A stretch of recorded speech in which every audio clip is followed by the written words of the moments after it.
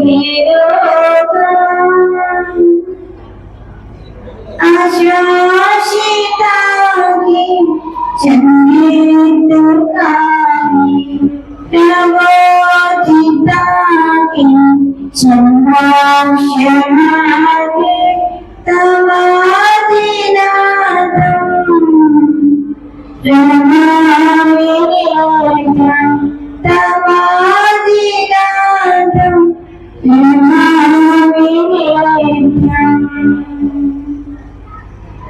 पूज्य गुरुवर से प्रार्थना पूज्य गुरुवर से प्रार्थना पूज्य गुरुवर से प्रार्थना पूज्य गुरुवर से प्रार्थना जैसे संयम दिया वैसे शक्ति भी दो जैसे भावना वैसे युक्ति भी दो जैसे संयम दिया वैसे शक्ति भी दो जैसे भावना वैसे युक्ति भी दो कर सके हम अर्चना पूज्य गुरुवर से प्रार्थना पूज्य गुरुवर से प्रार्थना पूज्य गुरुवर से प्रार्थना पूज्य गुरुवर से प्रार्थना सिद्ध परमेश्वरी भगवान की देवाधिनाथ श्री आदिनाथ भगवान की देवाधिनाथ श्री अजितनाथ भगवान की परम पूज्य गणनाथ गुरुदेव आचार्य श्री विमल सागर जी महाराज की परम पूज्य गणनाथ गुरुदेव आचार्य श्री सम्मति सागर जी महाराज की परम पूज्य बुंदेलखंड के ब्रह्माचार्य सूर्य बच्चाचार्य गणाचार्य संयम प्रदाता गुरुदेव जी व्यासर जी महाराज की परम पूज्य पट्ट शिवनाचार्य श्री विशुद्ध सागर जी महाराज की संयम धारी तीन कमलावर और महाराज की उत्तम संयम धर्म की बोलिए परम पूज्य सुभान्याकार श्री मूर्ति श्री माता जी की अनंत संग की समय दर्शन के निराकार समय ज्ञान के मूलाधार समय चारित्र के आचार्य स्वरूप परम सत्य परमानंद पूज्य गुरुदेव से जो कुछ सीखा जो कुछ पाया वही आपको देने का हम प्रयास कर रहे हैं। पर्युषण पर्व की आनंदमयी आत्मा को पवित्र करने की बेला एक एक पायरी को हम सीखते समझते जा रहे हैं और हम धर्म रूपी मंजिल की ओर बढ़ते जा रहे हैं। आचार्य भगवान कह रहे हैं कि आज का दिन कौन सा है? उत्तम। और तिथि क्या है आज? और दशमी क्या मनाते हो आप लोग? सुगंध दशमी। सुगंध दशमी की पावन वेला और उत्तम संयम की पावन वेला। पूज्य गुरुदेव कहते थे कि सुगंध धूप दशमी भी कहते हैं, सुगंध दशमी भी कहते हैं। धूप आप खेते हो तो क्या होता है? क्या होता है? उसका जो धूप की कुछ अंश है वो अग्नि में जाता है, वो दहन हो जाता है और क्या निकलती है उसमें से? सुगंधित सुगंधित गंध निकलती है। आचार्य भगवान कह रहे हैं इसी का नाम तो उत्तम संयम है। जब व्यक्ति जीवन में संयम धारण करता है तो यूं कहा जाता है वो ध्यान आराधना होम करता है तो कर्म जल जाते हैं, आत्मा के गुणों की क्या होती है? सुगंधी महक जाती है। उसी का नाम क्या है? उत्तम संयम धर्म। और उत्तम संयम धर्म के बारे में कहा गया है 10 धर्मों की महिमा आज सब मेरे गाँव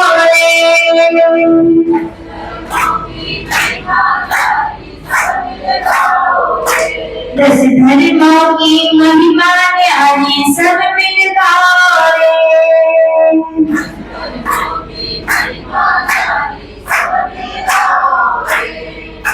मुनिवर तो गाए और मुनिवर तो गाए, श्रावक भी गाए।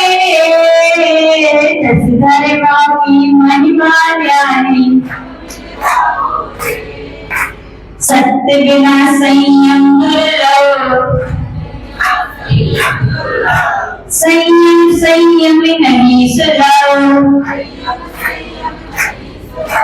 सत्य बिना संयम दुर्लभ, संयम संयम नहीं सुलभ।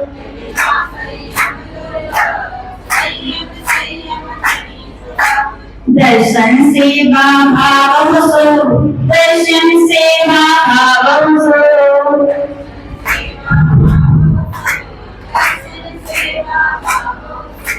जीवन का श्रृंगार है गुरु प्रदत्त उपहार है। जीवन का श्रृंगार है गुरु प्रदत्त उपहार है।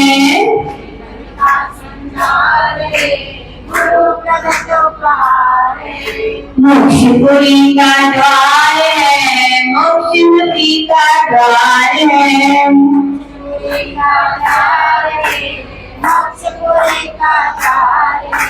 संयम का बेकर और संयम का बेकर दुर्गति से बचाए। धर्मों की महिमा न्यारी सब मिल गाओ रे।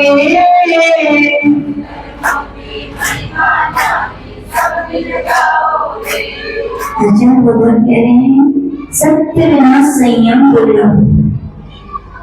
जब तक सत्य का ज्ञान नहीं होगा तब तक आचार्य भगवान कह रहे संयम पाना क्या है, दुर्लभ है। सत्य यानी क्या? तो आचार्य भगवान के सत्य यानी मेरी आत्मा का ज्ञान। क्या सत्य है? मेरी आत्मा का ज्ञान बिना आचार्य भगवान कह रहे कि संयम पाना क्या बड़ा दुर्लभ है। और कल हमने सुना था सत्य कब आता है? जब कसायों का निरसन हो जाए तब सत्य का सूरज निकलता है। वैसे आचार्य भगवान कह रहे संयम भी उसी के जीवन में आ जाता है जिसने क्या किया, कसायों को खत्म किया हो, कम किया हो। जिसके यहाँ आत्मज्ञान रूपी सत्य का सूरज होगा उनके जीवन में क्या आता है, संयम आता है। एक बार की बात है, करण जी आचार्य जी के पास गए थे। आप गए थे, हाथ जोड़ के आपने पूज्य गुरुदेव को नमोस्तु कहा था और कहा था भगवान मुझे दीक्षा देनी है। क्या कहा था? अरे आप लोग समझ नहीं पाए, उनकी अंतर आत्मा की आवाज को गुरुदेव समझ गए। अपने अकेले में गई थी, इससे मुगाड़ा वालों को पता नहीं चल पाई। तो सामने धीरे से गई थी कि जोर से? 50 लोगों के साथ गए थे, लेकिन 50 लोग कह रहे नहीं गई। इसलिए हम कह रहे हैं कि वो देख नहीं पाए, लेकिन आपने कही थी ना। करणवर जी ने गुरुदेव से कहा गुरुदेव मेरे बहुत भाव कि मैं आपके कर कमलों से क्या लूं, दीक्षा लूं। तो पूज्य गुरुदेव ने क्या कहा था करणवर जी?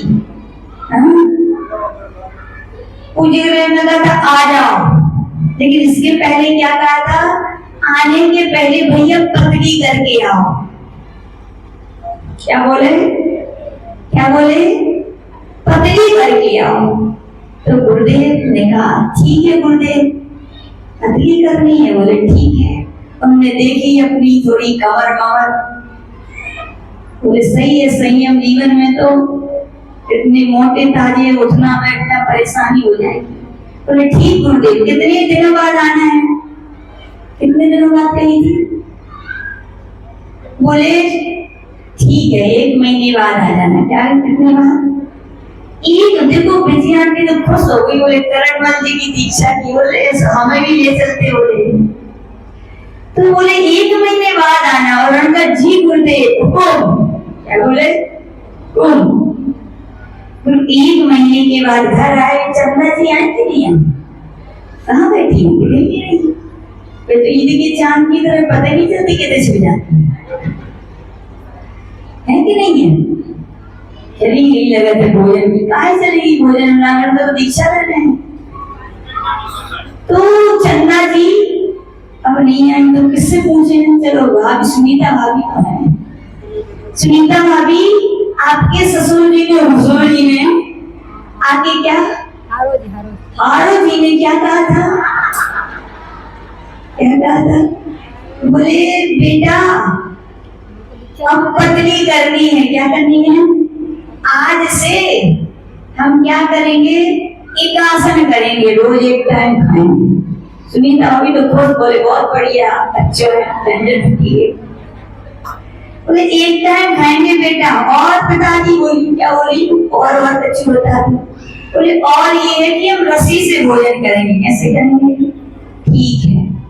रोज करणमल जी ने एकासन करना शुरू कर दिए। वजन कितना है? वजन वेट 100 किलो का वजन 1 महीने जब एकासन किए तो थोड़ा बहुत तो कितना बचे? तो 100 था, तो फिर 1 महीने के बाद कितना बचा होगा? 80। सबको पता है, सब देख रहे थे लगता है। तो उन्होंने सुना कि अब वेट देखा जाए तो नापा तो 80 किलो था। तो उन्होंने चलो भैया 1 महीना भी हो गया है, संयम जितने जल्दी मिले उतना अच्छा, जीवन की घड़ियां बेकार ना जाए। गुरुदेव के पास फिर गए। बोले गुरुदेव दीक्षा लेने आए हैं। गुरुदेव ने देखा, क्या देखा? ऊपर से नीचे तक। क्या कहा? करण जी तथास्तु दीक्षा दी जाए। सोच रहा है। गुरुदेव ने कहा पतली करके आओ। क्या बोले? पतली करके आओ। अब करणमल जी क्या किया? करणमल जी के अंदर दीक्षा की अच्छी और सच्ची भावना थी। बोले जी गुरुदेव 80 तो हो गया है, आप कह रहे और पतली तो ठीक है। हम फिर गए घर। करणमल जी आए और अब तो सुनीता भाभी से क्या कहा? अब तो हम एक आहार और एक उपवास करेंगे। सुनीता भाभी तो और खुश हो गई। बोले बहुत बढ़िया है। और उन्होंने एक आहार एक उपवास किए। 1 महीना बीत गया। गुरुदेव के पास पहुंचे। गुरुदेव नमस्ते, दीक्षा लेने आए हैं। करणमल जी बहुत प्रसन्न थे। ऐसी होना चाहिए। संयम जीवन में आता है तो क्या होनी चाहिए? प्रसन्नता होनी चाहिए। बहुत प्रसन्नता के साथ था। लेकिन गुरुदेव ने कहा ऊपर से नीचे तक, अनिरुद्ध भैया फिर देखा। क्या कहा? ठीक है दीक्षा का मुहूर्त निकाले। गलत आपने कर देख नहीं पाए। गुरुदेव ने फिर ऊपर से नीचे देखा और करे पतली करके आओ। अब करणमल जी कैसे लगा सुन के? बोले महाराज 100 से 80 होगा, 80 से 60 होगा, और फिर भी आप करे पतली करके आओ। फिर भी श्रद्धालु थे, संयम की भावना थी। तो बोले जी गुरुदेव। फिर 1 महीने बाद अब तो इतनी पतली कर ली कि अब जब आए ना तो अनिल भैया पकड़ के आए। गुरुदेव से कहा गुरुदेव नमस्ते। लेकिन देखो अंतरंग की कितनी अच्छी भावना थी। शरीर पतला हो गया लेकिन उनकी भावनाओं में पतलीपन, ये संयम की भावना है। गुरुदेव से गुरुदेव नमोस्तु, अब दीक्षा दीजिए। फिर क्या किया गुरुदेव ने? फिर देखा किशोर जी ऊपर से। फिर क्या कहा? बस भैया अब तो बैठ जाओ दीक्षा के मंडप पे, है ना? आश्चर्य होगा आपको। गुरुदेव ने कहा पतली करके आओ। क्या कहा? अब तो करणमल जी की जितनी क्षमता थी सबका होगी, बह गई बात।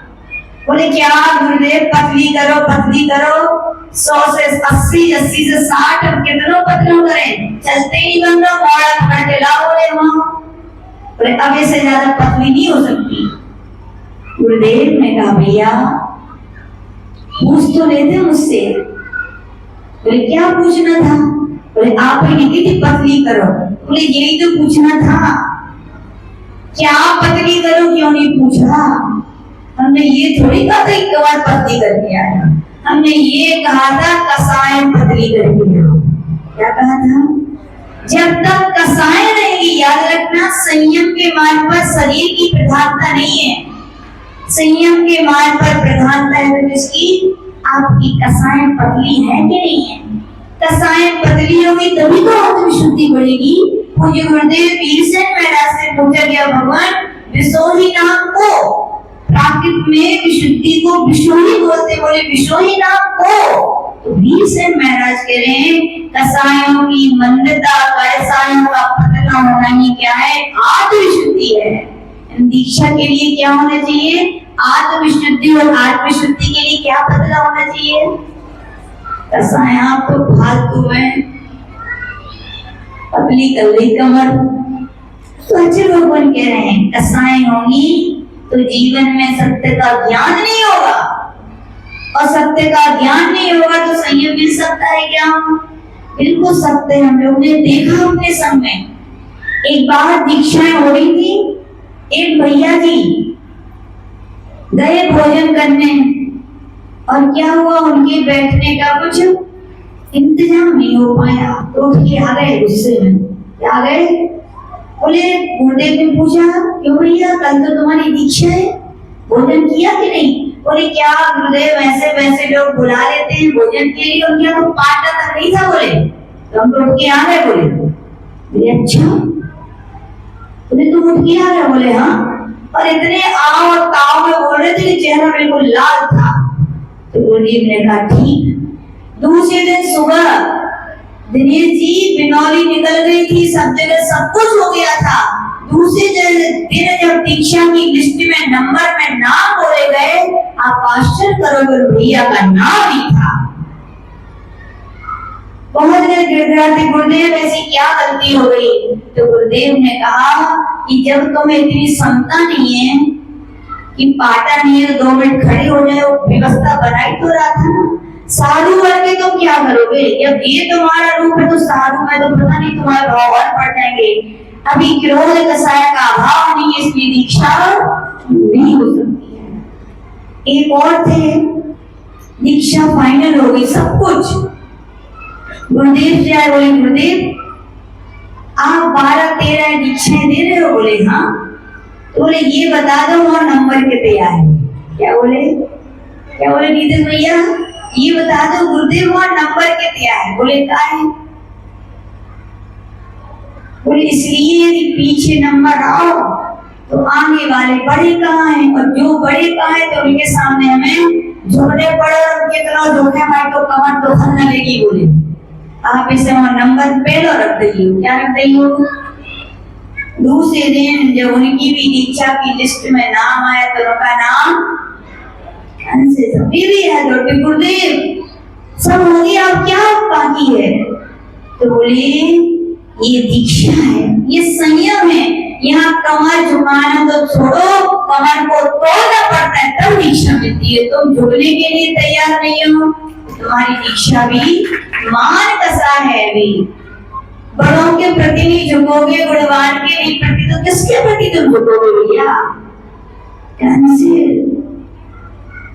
दीदी थी, दल दल बदलती थी माया के रूप की तरह, कोई ठिकाने नहीं है। आज यहाँ तो कल वहां के भाव, परसों वहां के भाव।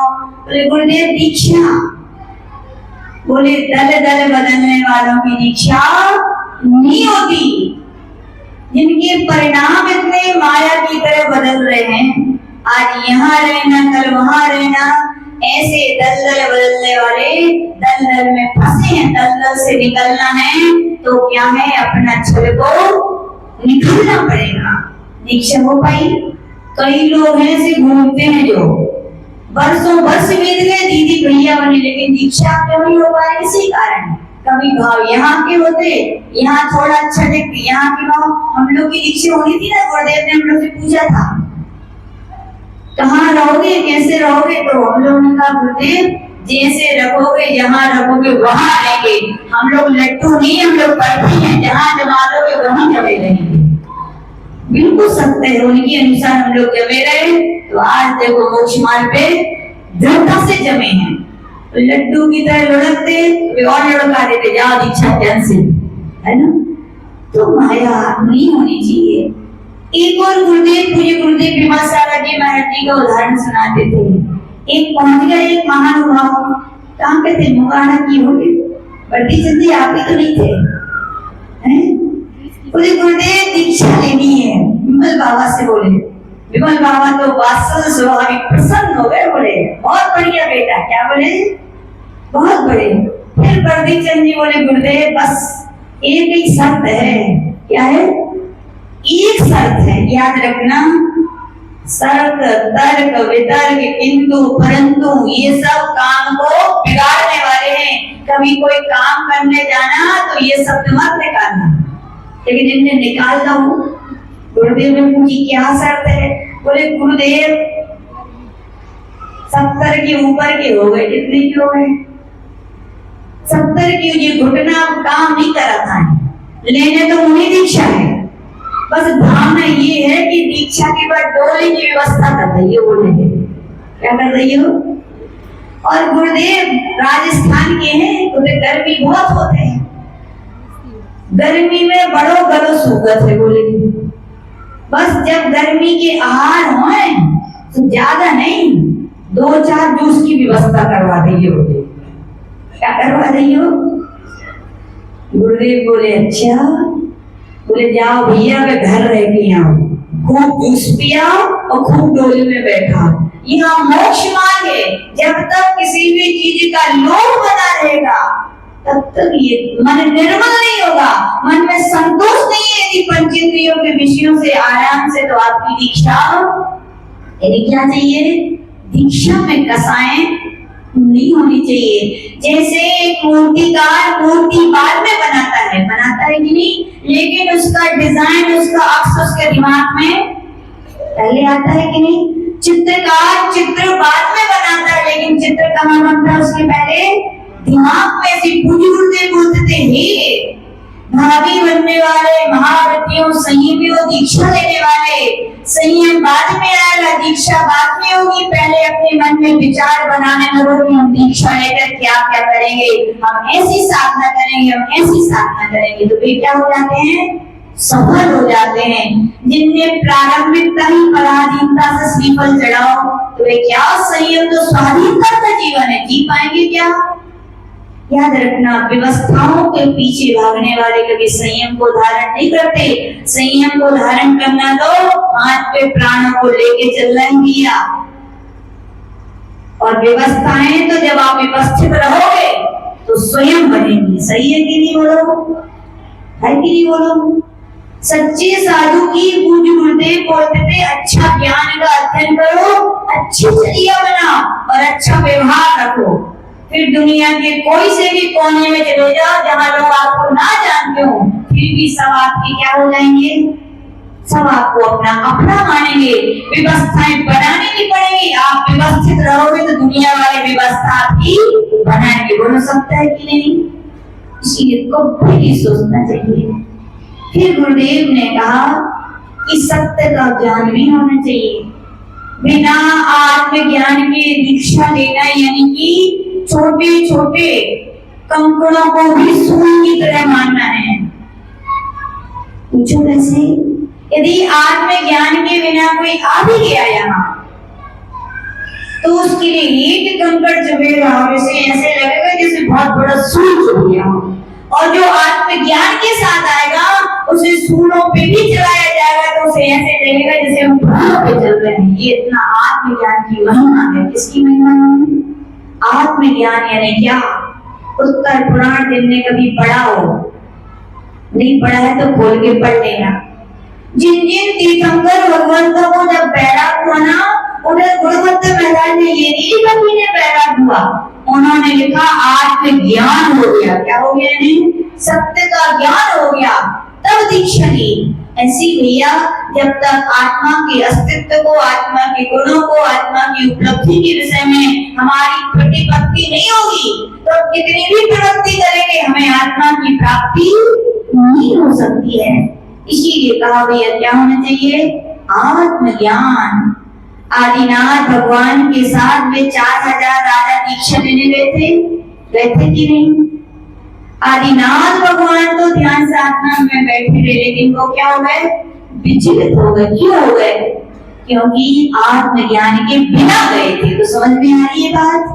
यानी कि कसाई भी नहीं होने चाहिए, तो सत्य आत्मा का ज्ञान भी होना चाहिए। तब क्या करो मोक्ष मार्ग पे मन को बढ़ना चाहिए। तो यही कहा गया है, सत्य बिना संयम दुर्लभ। सत्य का ज्ञान नहीं है तो संयम तो क्या वैसे ही दुर्लभ है कि नहीं? देखो भारत देश कितनी जनता है? भारत देश की कितनी अरब है? 2 अरब, 150 अरब करोड़। इतने में बताओ संयमी कितने हैं? जैसे कंकड़ पत्थर बहुत होते हैं लेकिन रत्न बहुत कम होते हैं भैया। इसीलिए का संयम दुर्लभ है। संयम सबके पास नहीं होता। चारों गतियों में भी चले जाओ, केवल संयम मिलेगा तो कहाँ मिलेगा? केवल है। इसीलिए मनुष्य गति को रत्न दीप कहा गया। क्या कहा गया? रत्न दीप में आए हो तो ऐसा ना हो अनिल भैया कि जब गए और स्वर्ग में पूछे भैया कहाँ लेके आए? बोले कचौड़ी का है। बोले बुद्धू ले ले। बोले रत्न दीप में भी जाके थी, एक भी रत्न नहीं लाए। तो बताओ अपना रत्न दीप में जाना व्यर्थ नहीं हुआ है कि नहीं? अब लगाओ अपने अपने हृदय में थर्मामीटर। मनुष्य गति भी तो रत्न दीप है। हमने कितने रत्न इकट्ठे करे, कितने अपनी जेब में रख लिए, कितने अपनी आत्मा में ऐसे संस्कार दे दिए जो हमारे अमले भर तक जाए, और नहीं गैस दिया है तो आना क्या हो जाएगा? व्यर्थ हो जाएगा। इसीलिए कहा गया सत्य बिना संयम दुर्लभ। संयम संयमी नहीं सुलभ। संयम पाना क्या है? दुर्लभ है, सुलभ नहीं है। तो संयमी पाना क्या सुलभ है? क्या पुण्य आत्माओं 20वीं और 21वीं शताब्दी की भव्य आत्माओं आप लोग, कि आपको सहजता में ये चलते फिरते धरती के देवता निर्गत गुरुजन आपको देखने मिल रहे हैं। जाओ थोड़े पीछे 17वीं शताब्दी में पूछो रे बजारती दास जी से, पूछो टोडरमल जी से, जिनकी कहते हैं तरस गई आंखें निर्गंध वेश को देखते उन्हें दर्शन नहीं मिले। वे कमरे में जाके अपने कपड़े उतारते थे और सोचते थे ऐसे मुनि महाराज होंगे, और गाते थे कि साधु तो बनना चाहता हूँ लेकिन साधु बिन साधु बना जाता नहीं। तो अच्छा लोग यहाँ पर कह रहे हैं कि भैया संयम भी दुर्लभ है। तो संयम भी क्या है? दुर्लभ है। आप लोग का तो क्या बड़ा पुण्य है कि आपको क्या मिल रहे हैं? संयमी चलते फिरते आपके नगरों में आज क्या है देखने मिल रहे? तो क्या रहे? संयम संयमी नहीं सुलभ। और संयम भी संयमी एक भी दर्शन हो जाए, कितने बार हो रहे हैं? एक बार भी। यूं कहा जाता है शुभ सवन हो गया। क्या हो गया? मानते हो कि नहीं? श्री कृष्ण और अर्जुन युद्ध के लिए जा रहे थे। श्री कृष्ण उनके सारथी थे, अर्जुन रथ पर सवार थे। सामने देखा कि गांव पूरे उनके परिवार के लोग खड़े, एक तरफ द्रोणाचार्य, एक तरफ भीष्म, हमारे भाई खड़े हैं। मैं अपने के ऊपर बाण कैसे चलाऊंगा? बाण नीचे रख दिया कि मेरी हार अवश्य होगी, और मेरी हार अवश्य होगी, मैं अपनों के ऊपर बाण नहीं चला सकता। श्री कृष्ण बोलते हैं, हे पार्थ देखो सामने से निर्गंध वेश के धारी मुनि आ रहे हैं जो शुभ होके मंगल होते हैं। तुम गांधी उठाओ, तुम्हारी जीत निश्चित है। और हुई थी कि नहीं हुई थी? इसलिए कहा भैया सुलभ नहीं है, लेकिन मिल जाए तो क्या है? बहुत बड़े पुण्य के विजय के प्रतीक होते हैं। दर्शन सेवा भाव नसो, क्या है? दर्शन कर लो। क्या कर लो? दर्शन करने से आनंद आता है कि नहीं? सेवा करने से आनंद आता है कि नहीं? पक्का। देखो संत दूर रहते हैं, गांव में आने वाले होते हैं तो भी क्या आ जाता है? आनंद आ जाता है कि हमारे नगर गांव में कौन आने वाले हैं? संत। उनकी कोई चर्चा करता है तो भी क्या आता है? आनंद आता है। और दर्शन मिल जाए तो आनंद आता है, सेवा कर ले तो आनंद आता है। तो पद्म भैया जिस दिन संत बन जाओगे उस दिन कितना आनंद आएगा, सोचा कभी? तो अर्जुन भगवान कह रहे हैं कि दर्शन ही सेवा ही सो में आनंददायी है। तो संत बनना तो क्या है, और आनंददायी है। संत बनना चाहिए कि नहीं बनना चाहिए? बनना चाहिए कि नहीं? बोले नहीं माता जी, देखो समय खराब चल रहा है, कई जन तो लौट आते हैं, कई जन बीमार हो जाते हैं, उनके साथ ऐसा हो जाता है, इनके साथ ऐसा हो जाता है, इसलिए हम दीक्षा अश्विनी गुरु नहीं ले सकते। सही है ना? सही है। अच्छा, तो हम आपसे पूछना चाहते हैं, अभी आपके पड़ोस में अहमदाबाद में क्या हुआ था? ये क्या हुआ था? प्लेन क्रैश हुआ था। क्या हुआ था? भी सब मर गए थे। अच्छा ये बताओ, एक प्लेन एक क्रैश हुआ, कितना क्रैश हुआ? क्या भारत के देशों ने प्लेन में जाना क्या बंद कर दिया? क्या बोलो, एक प्लेन के क्रैश होने से क्या सारे क्रैश बंद हो गए, चलना बंद हो गए क्या सारे प्लेन? नहीं हुई ना। तो ये भव्य आत्माओं, मत इस भूल में रहो। ट्रेन की पटरी से एक ट्रेन यदि बाहर चलेगी, दुर्घटनाग्रस्त हो गई, तो क्या लोग ट्रेन में जाना बैठना बंद कर दिया? क्या क्यों? क्या बोलते हो आप लोग? क्या बोलते हो कि भैया जो वे लोग थे उनके ऐसे कर्म थे, सबके होगी ऐसी होगी, यही बोलोगे ना? यही बोलोगे ना? तो ये भव्य आत्माओं, एक यदि किसी कर्म के उदय से विचलित हो गया तो क्या सभी होंगे? क्या? तो फिर क्यों आप ऐसा सोचते हो कि भैया मोक्ष मार्ग की ट्रेन से एक विचलित हुआ है तो हम भी हो जाएंगे? मत सोचो। आप तो उनको देखो, किनको देखो? अभी विदेश में एक और प्लेन क्रैश हुआ कि नहीं हुआ? लेकिन फिर भी उनके पायलट ने साहस रखा और उस प्लेन को फिर से नहीं उड़ा दिया। आप उनको देखो, मोक्ष मार्ग जिनके जीवन में कष्ट आए, आपदा आए, तकलीफ आए, फिर भी वे डटे रहे कि नहीं? सनत कुमार मुनि महाराज का सोचो, 700 वर्ष तक कुष्ठ रोग रहा के छोड़ा क्या सही हम? पांडव मुनि महाराज को सुनो और देखो कि जिनको गरम गरम लोहे के सोने पहनाए गए, क्या उन्हें संयम छोड़ा? क्या डटे रहे। सोचो सुकुमार सुकोसल मुनि महाराज को शेरनी और सियानी खाती रही, क्या वे डटे नहीं रहे? भैया सोच रखो तो मिटे ऊंचाई मिलेगी ऊंची। सोच ऊंची रखोगे तो वैसे ही होगा। और प्रारंभिकता में ही उत्साह को इतना गिरा दिया तो ऐसे लोग को हम कहते बड़ी हुई ना आगे। लेकिन ये सत्य का एकदम दृढ़ विश्वास कर लेना, जिसके साथ हुआ उसका कर्म को रहता, उसके और मेरे कर्म की उदय अलग है। जरूरी नहीं है उनके साथ हुआ तो मेरे साथ हुआ, क्योंकि एक्सीडेंट कम होते हैं, सफलताएं ज्यादा होती क्या? सफलताएं, एक्सीडेंट बहुत कम होते हैं, बहुत कम लोग ही विचलित होते हैं, लेकिन ज्यादातर तो क्या है, सब चलते हैं ना, उसको चल रहे हैं, चल रहे कि नहीं?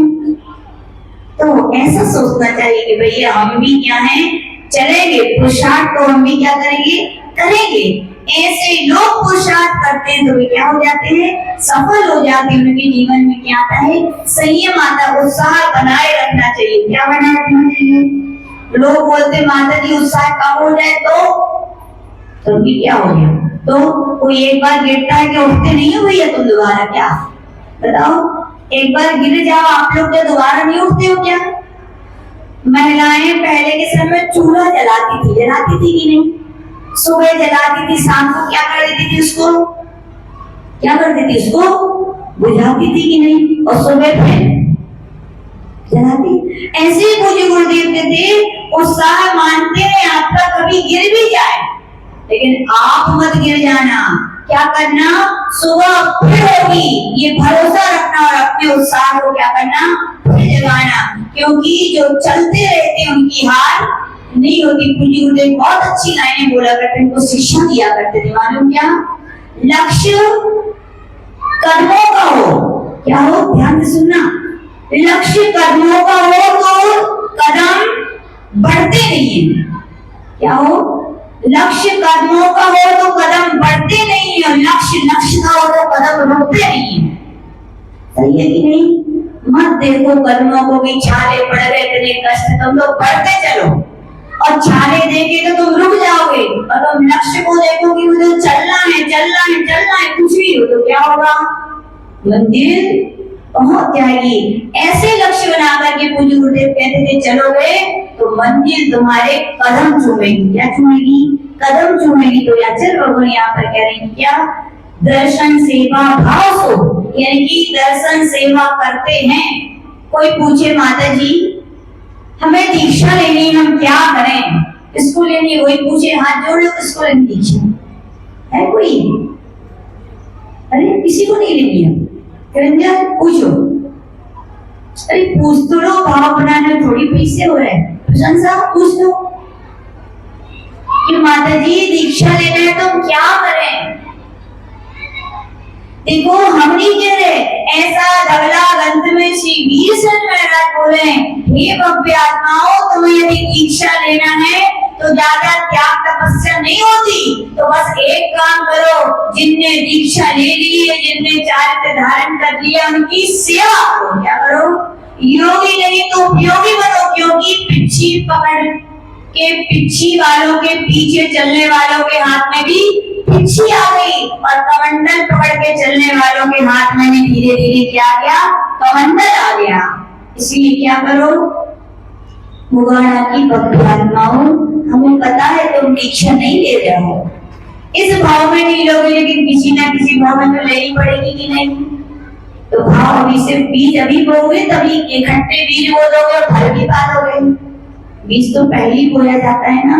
आज उत्तम संयम के दिन सब प्रभु आत्माएं भगवान के सामने भावना बना लो, हाथ जोड़ लो, सब लोग जोड़ लो कि हे भगवान उत्तम संयम के दिन हम यही भावना करते हैं कि हमारे जीवन में भी जल्दी से जल्दी संयम आए। बहुत बढ़िया, उत्तम संयम धर्म सार्थक हो गया आज का। बीज तो बो दिया और विश्वास रखना जयंत भगवान के सामने आज बीज बोया है, उन्हीं भगवान के चरणों में आपको फल भी मिलेगा और मोक्ष फल मिलेगा। क्या मिलेगा? मोक्ष फल मिलेगा। आचार्य भगवान कह रहे हैं आगे, जीवन का श्रृंगार है। क्या है? संयम। मैं श्रृंगार करती हो या दो दसवीं है, श्रृंगार करेंगे हम, फिर हम लोग तो खराब लगेंगे, आप ही अच्छी लगोगी फिर तो। ऐसे ही है ना, याद रखना कितने ही आप श्रृंगार कर लो, लेकिन इन संयमधारियों के आगे आप सब फीके थे, फीके और फीके ही रहोगे। है कि नहीं? बोलो। हम लोग का तमिलनाडु में बिहार चलता था, हम लोग पूरे पूज्य गुरुदेव, पूरे महाराज, पूरी माता जी वहां से रोड पर बिहार करते थे। लोग जो पहली बार देखते थे देखते रह जाते थे।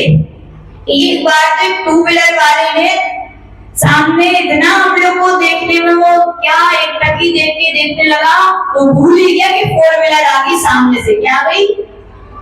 और पता उसकी टू व्हीलर फोर व्हीलर को वो चढ़ गई। फिर क्या हुआ बताओ? फिर क्या हुआ महेंद्र जी? क्या हो? कचूरी हो, पुण्य भाव थे।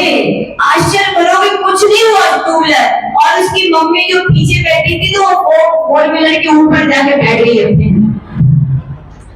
देखो संयमधारियों को देखने में ही लोग, यानी आप श्रृंगार करके भी निकलोगे तो लोग नहीं देखना पसंद करेंगे।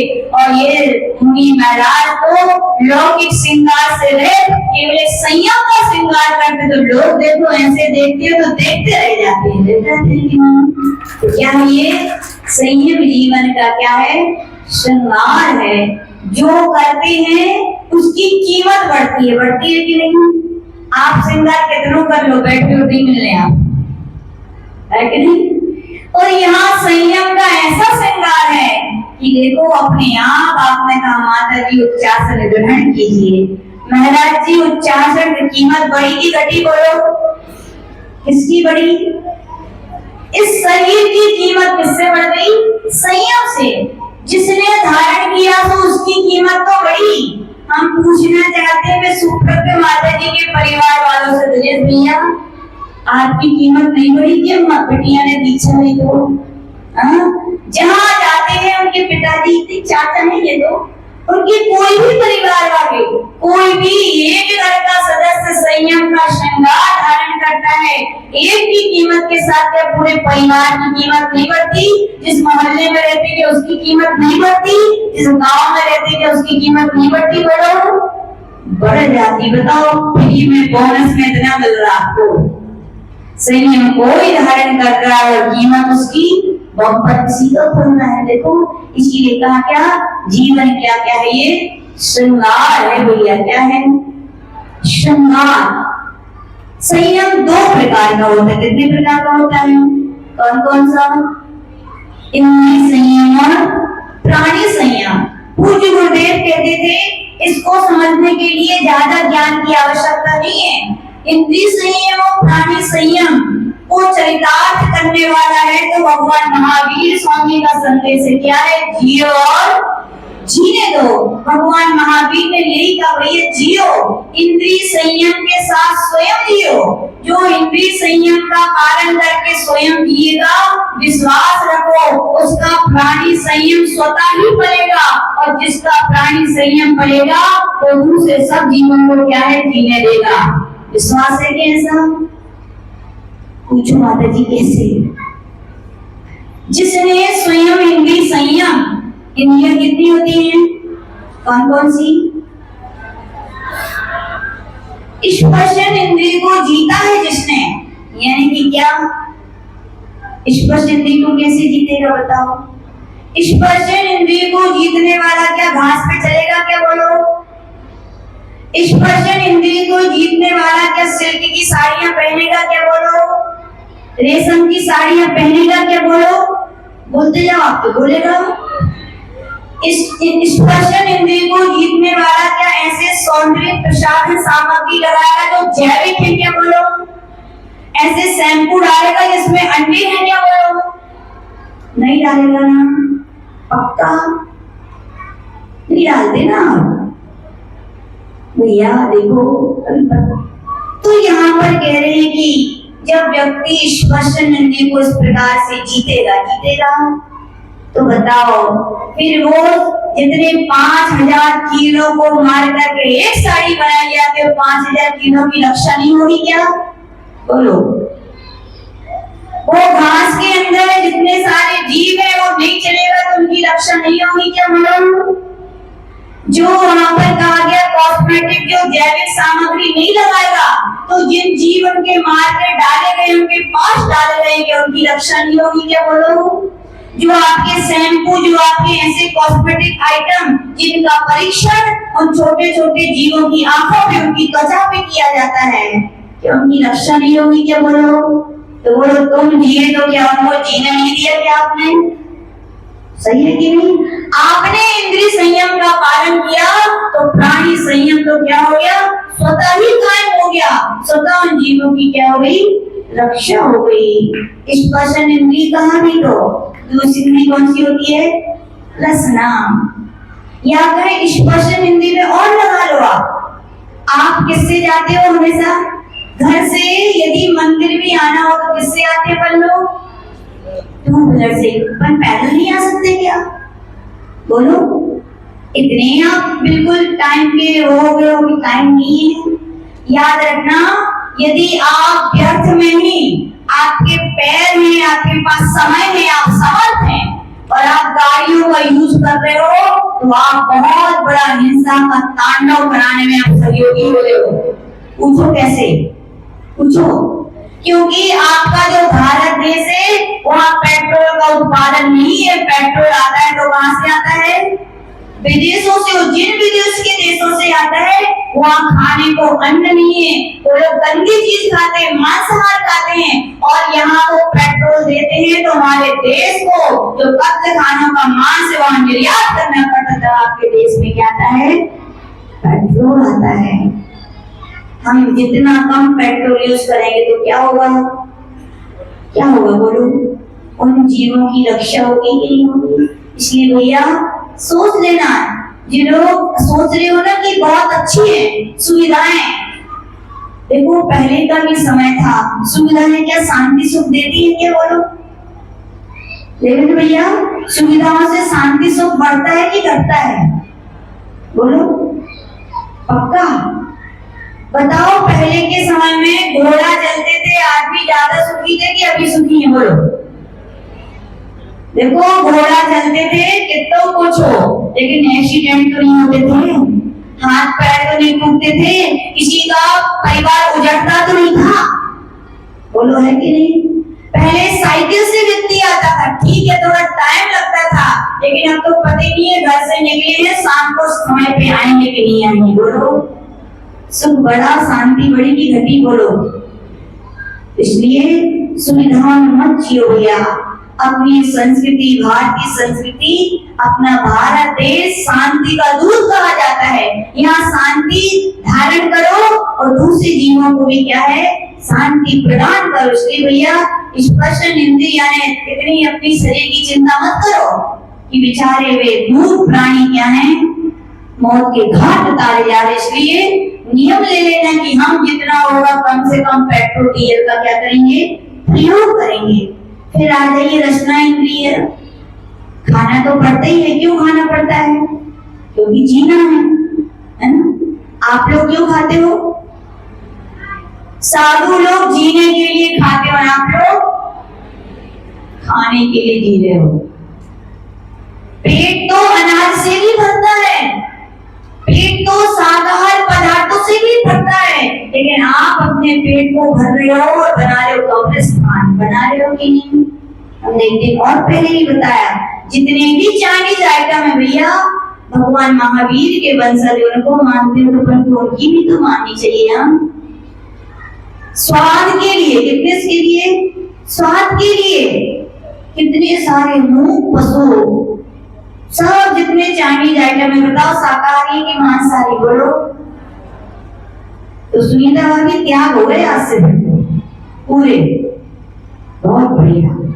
ऐसे यदि दया आ जाए भगवान महावीर की हमारे हृदय में, तो लगेगा हम भगवान महावीर की क्या है, सच्चे मायने में क्या वंशज हैं। कई लोग बोलते माता जी हम थोड़ी रोज खाते हैं। कौन कहेगा? कौन कहेगा ऐसा? कहीं सही कहेंगी अति हम रोज नहीं खाते हैं। अच्छा याद रखना, आप रोज खाओ या ना खाओ, लेकिन आपका त्याग नहीं है। अपने जैन आगम में कहा गया, कृत नहीं कार्य तो रंगोलना तो हो रही है, आपका त्याग नहीं है। तो जितने भी चाइनीज आइटम में जितना भी मांसाहार यूज हो रहा है, उसमें आपका भी एक हिस्सा है। क्या है? आप भले कभी कभी खाओ, लेकिन त्याग नहीं है, तो आपको उतना पाप आपको भी लगेगा कि नहीं लगेगा? बोलो लगेगा भैया। इसीलिए क्या करो, इंद्रिय रचना इंद्रिय के विषय में आप इन सब सही चीजों का त्याग कर दो। आप त्याग कर दोगे तो बताओ, जो मूर्ख पशु हैं उनकी रक्षा अपने आप नहीं हो जाएगी क्या? बोलो हो गई ना। तीसरा है, कौन सी इंद्रिय होती है? घ्राण इंद्रिय। घ्राण इंद्रिय बोले उपवास कर रहे हैं, क्या कर रहे हैं? बोले गर्मी बहुत लगती है, तेल लगाना पड़ता है। कौन सा तेल चाहिए? ऐसा तेल लगाते हैं माता जी हम तो कि ठंडक हो जाती है। क्या हो जाती है? वो कौन सा तेल है? नवरत्न, हिमगंगे, है ना। कहना चाह रहे भैया उपवास मत करो, अच्छा, लेकिन ऐसे तेल मत लगाना कभी। पूछो क्यों? हम लोग पूज्य गुरुदेव के साथ कन्नौज गए थे, कानपुर के पास है, वही ये सब चीजें बनती हैं। वहां उन्होंने भाई साहब ने बताया था कुंटलो फूल आते हैं। क्या आते हैं? कुंटलो फूल। और थोड़ी बहुत शोधन करते हैं। आप शोधन करते हो कभी? जब एक दो फूल लेके आने वाले कभी नहीं देखते, तो वे कुंटलों के फूल देखेंगे क्या कभी? कितने सारे, 2 इंद्री, 3 इंद्री, 4 इंद्री, 5 इंद्री के जीव भी सब उन घड़ों में भर दिए जाते हैं और उनको उबाला जाता है। करोड़ों कुंटलों जब फूल गलते हैं, वे जीव मरते हैं भैया, तब जाके एक बूंद अर्थ निकलता है। कितना बूंद? क्या हम बिना तेल लगाए जी नहीं सकते क्या? ऐसे तेल ना लगाए तो बोलो बोलो। देखो हम नहीं लगाएंगे तो हमारा जीवन रहेगा, लेकिन हम थोड़ा भी लगाएंगे तो इतने सारे लाखों करोड़ों लोगों का जीवन नहीं रहेगा, उनकी हत्या होगी, उनकी हिंसा होगी भैया। इसलिए अधिकतम संयम के देने पर नियम ले लेना कि शुद्ध नारियल का तेल लगाएंगे और सरसों का, बाकी सुगंधित तेलों का आज से हमारा कर देना। कल्लो हाथ ऊपर करते जाओ अपनी ईमानदारी से कि हम सुगंधित तेल आज से नहीं लगाएंगे। काय सुशील भैया, नाम तो अच्छा है।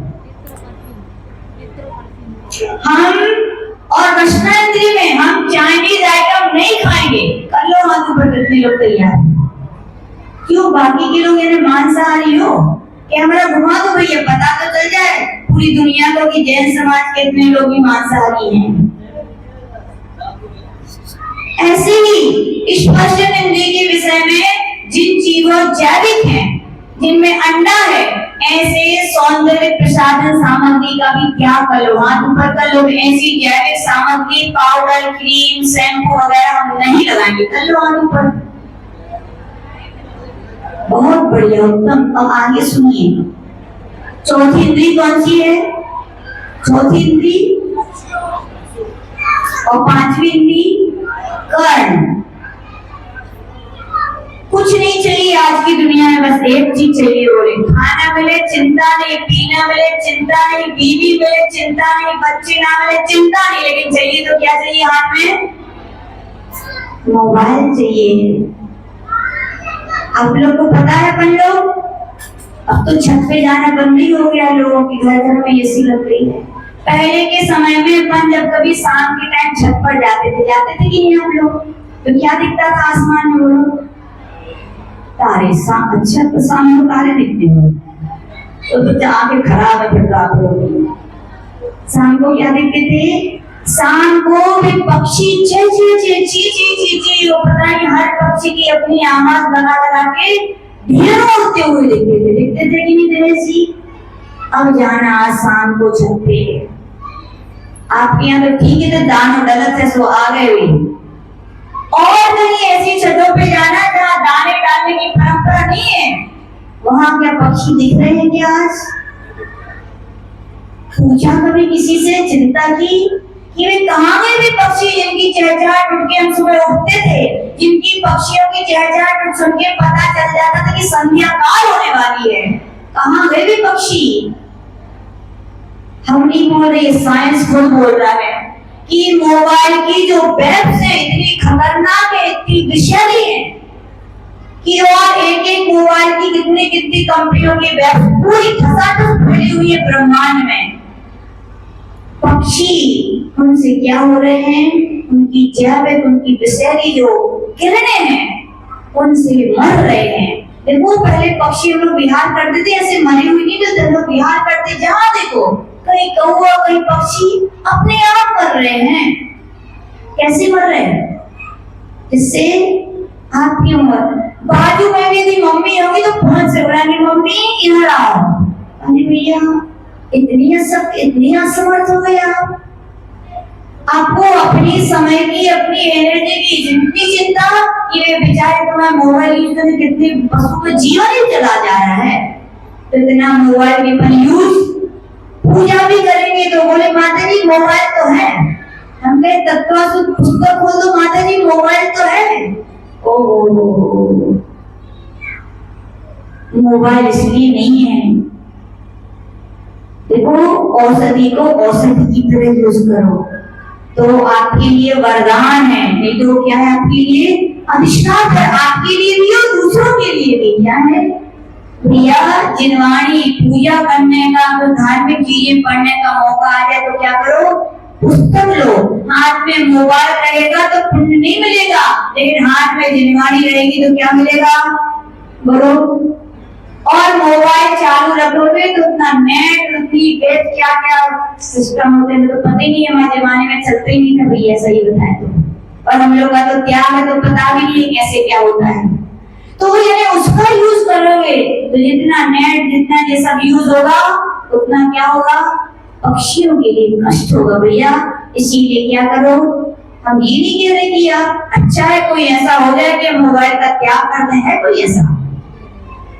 अरे बोले मेरी दादी कह रही वाह कोई है तो मुगाना में ऐसे भी भगवान महावीर के वंशज।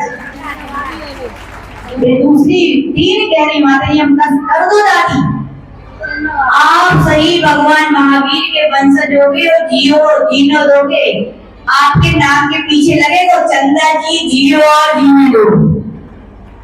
और दूसरी क्या नाम, शांता देवी जियो और जीने दो, भगवान महावीर की वंशज है।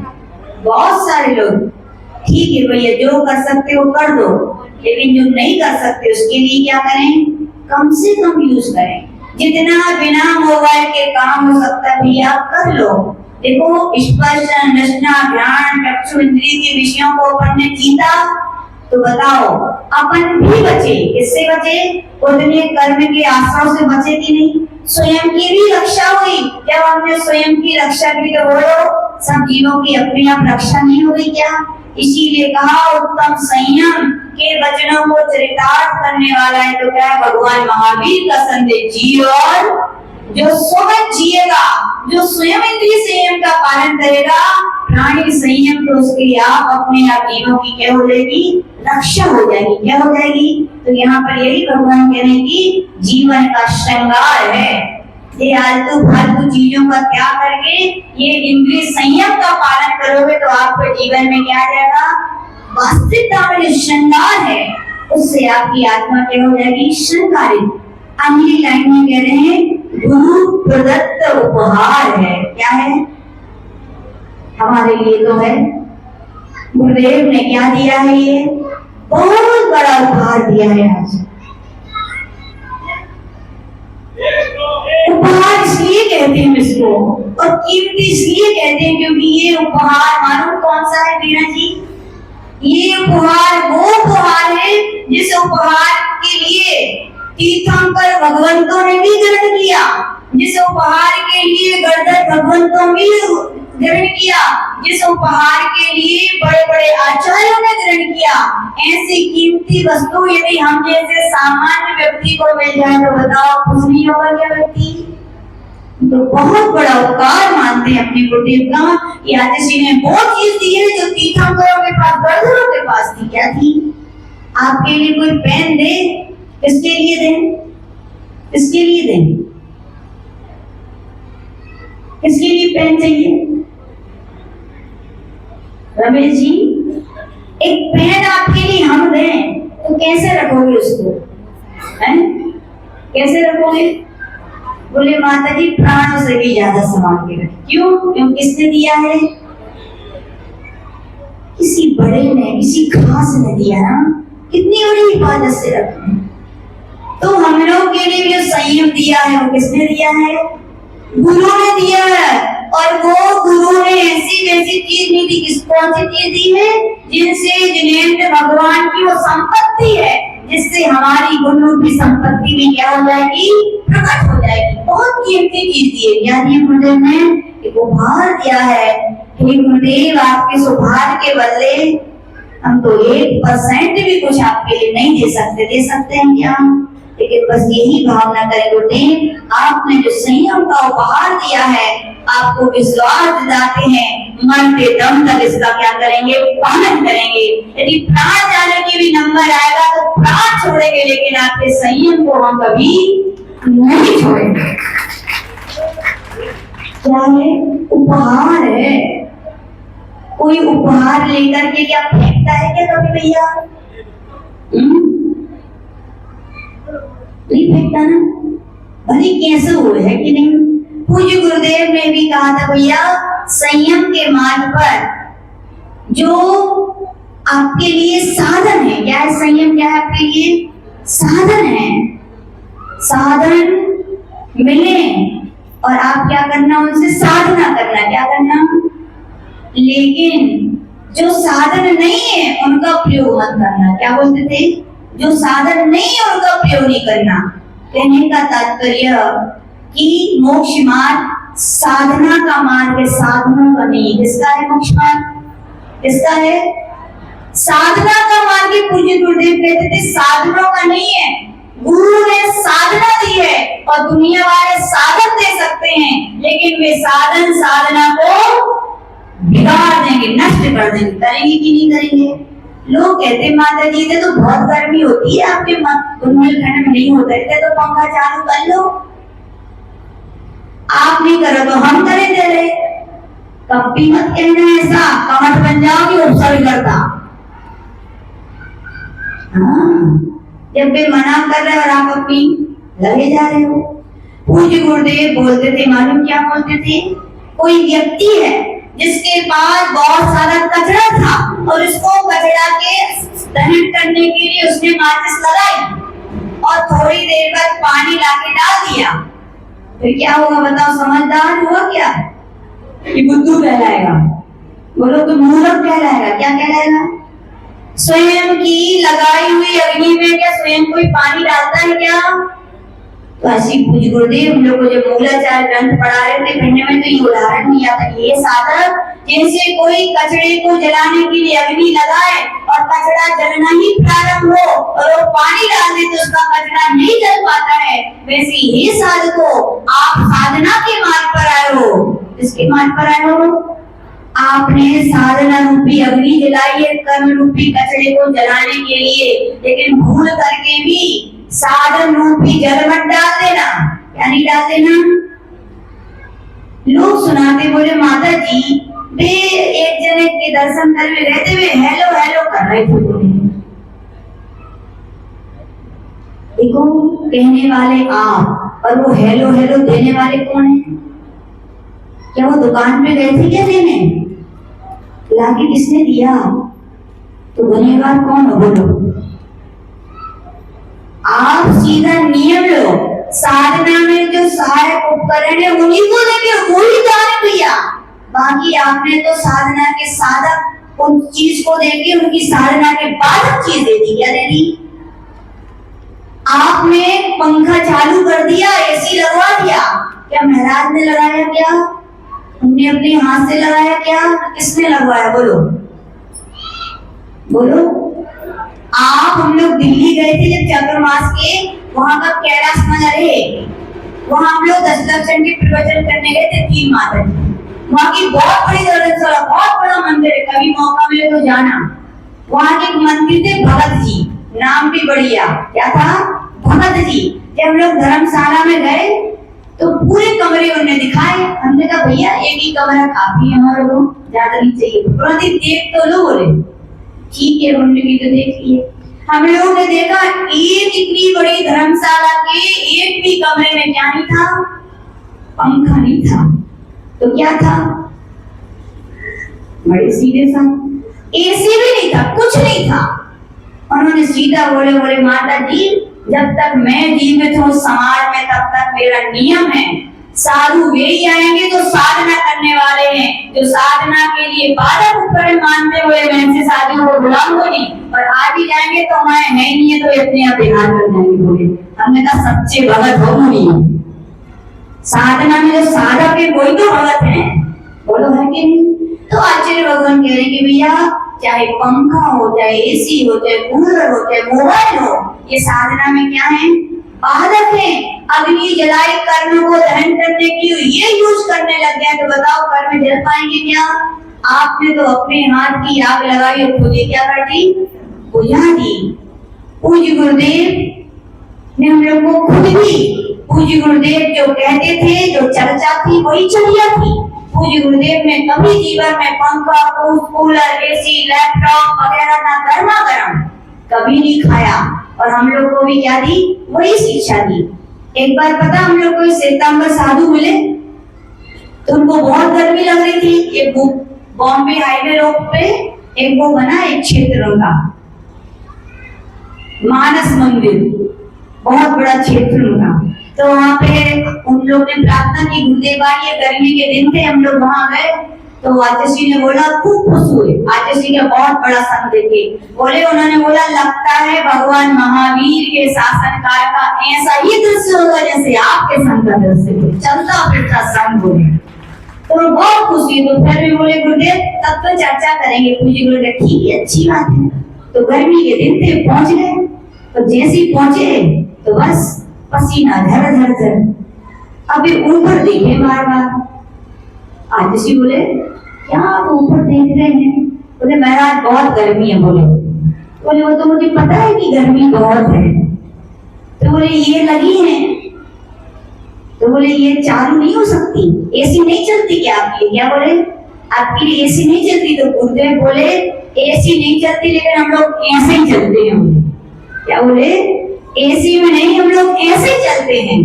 हम लोग एसी कूलर का यूज, एक बार उदयपुर में पंडित जी ने हमसे आके कहा माता जी पंखा क्यों नहीं लेती आप लोग, आजकल तो बड़े बड़े साधु लेने लगे हैं।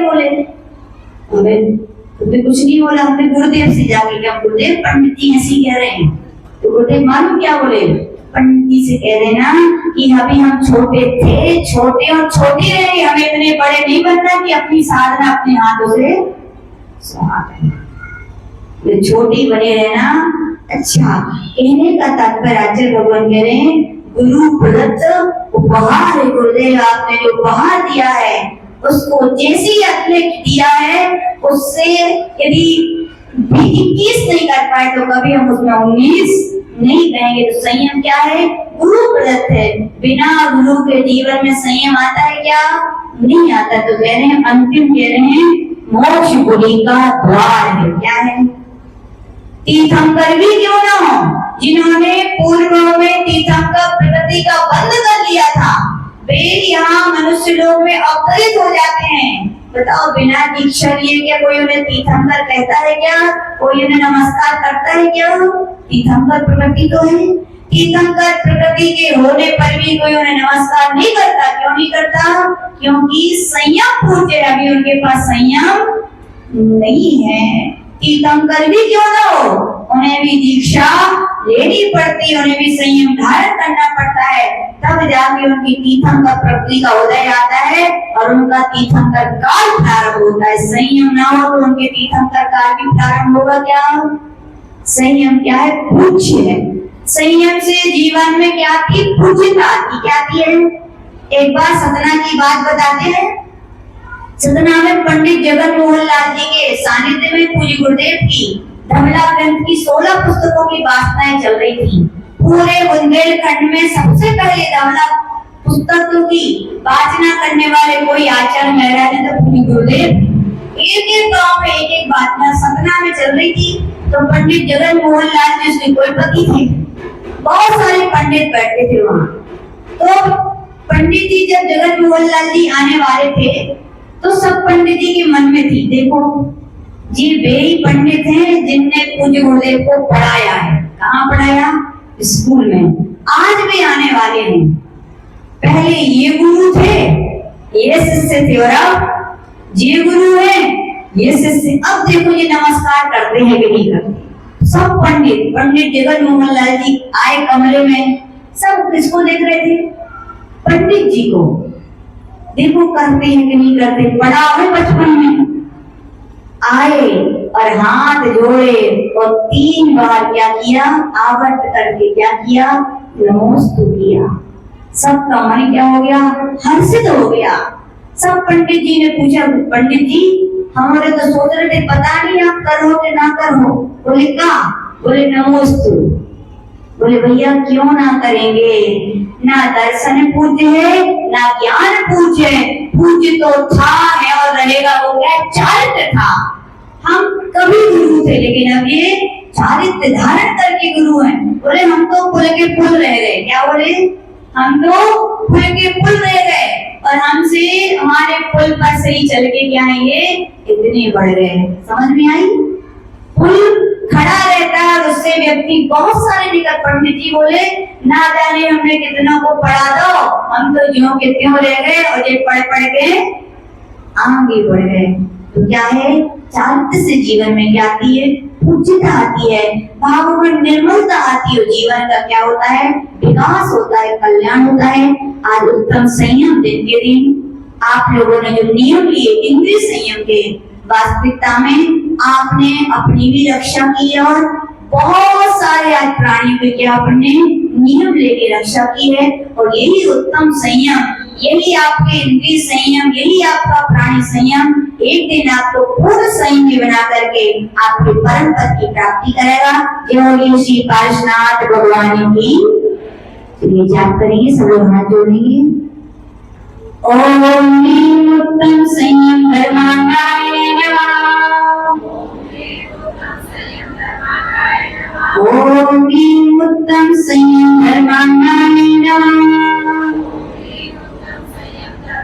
ओम ह्रीं उत्तम संयम धर्मांगाय नमः।